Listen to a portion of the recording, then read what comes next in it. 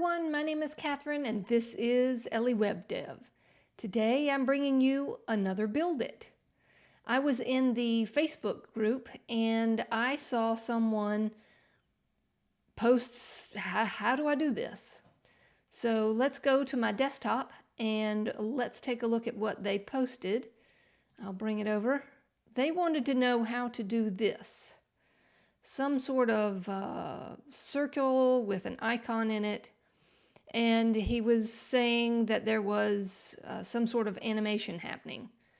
So here is one solution to that. I've got a hover animation over a column and another object is moving. How did I do that? What it is that I have installed the OoohBoi Steroids for Elementor. It is a free plugin, and it is how I got this to work. So to look at the plugin, there are several other features in this plugin that do various and sundry things. And the one that I used, let's see, where is it? There's so many in here. I used the Hover Animator.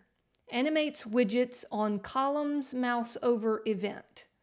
So this is a wonderful addition to what we're doing. So here is what I built, and I will walk you through with the OoohBoi Steroids plugin how I got this to work. So I've got the icon, I've got the header, I've got everything in here. I just need to get this icon in the right place. So what I'm going to do is I'm going to right click on the icon, and the first thing I need to do obviously is to change the view to stacked. All right, and then we probably need to go to advanced, and we need to make sure that this item is inline auto and the position is absolute. And you're like, well, wait a minute. This one is overflow hidden. Well, when you get into the settings, you have to turn on the hover animator for both the column and the object. So let's do that.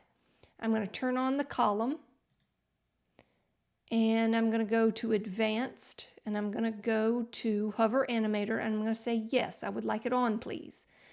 And by default, it already hides the content within the column. So that's wonderful to know. If it wasn't, then if visible was there, again, I've already set this up. Just switch it to hidden and the items won't overflow its boundaries. So we've got this going on. Now we have to use the hover animator on the widget.